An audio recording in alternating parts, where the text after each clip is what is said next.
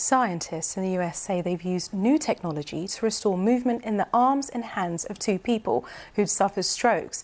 The team in Pittsburgh who were able to stimulate the spinal cord by implanting electrodes in the neck. More research is still needed to develop the technology, but those who led the study say the technique could have a huge impact on the people's lives. Well, let's now speak to Dr. Marco Capogrosso, who is one of the main researchers.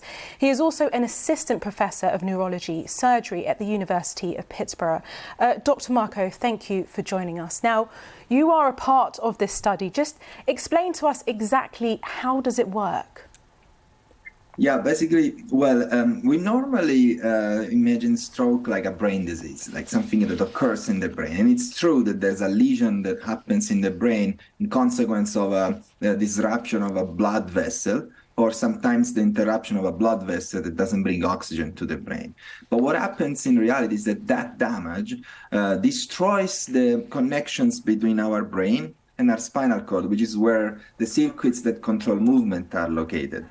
So what we thought was, what if there is a technology that could allow us to amplify those signals that trickle down the lesion that are surviving and restore the capability of these people to move again.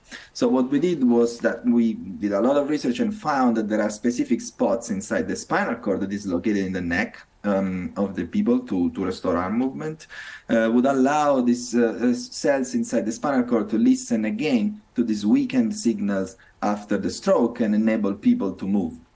Now, it's still in its clinical stages. You've tried it out on a few different people. How long before something like this could be rolled out on a wider scale? Yeah, that's a very important question. One thing to say is that we actually utilize technology that is clinically approved already for other use. For example, this spinal cord stimulation is used to treat refractory pain, which is pain that doesn't respond to normal pharmacological treatment. So the technology exists. It's just that we need to approve this new application of this technology and the new location of the implant.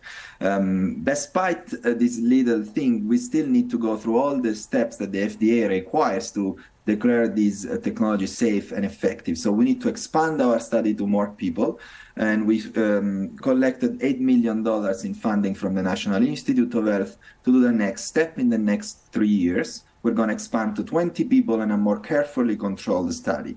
And after that, if that's successful, we're going to move to a next study of 200 people, which will finally determine the efficacy and the safety of this technology.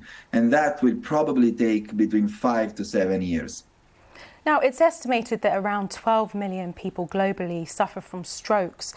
Is there a specific time frame that you found that someone might be able to benefit from this new technology that you've helped to create?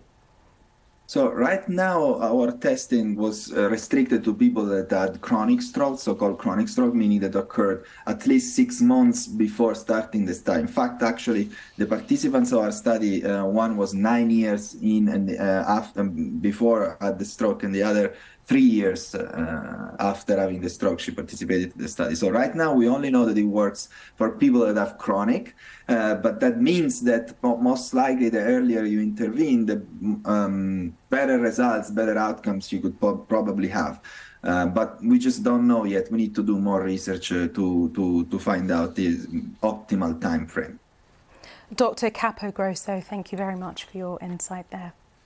Absolutely. Thank you.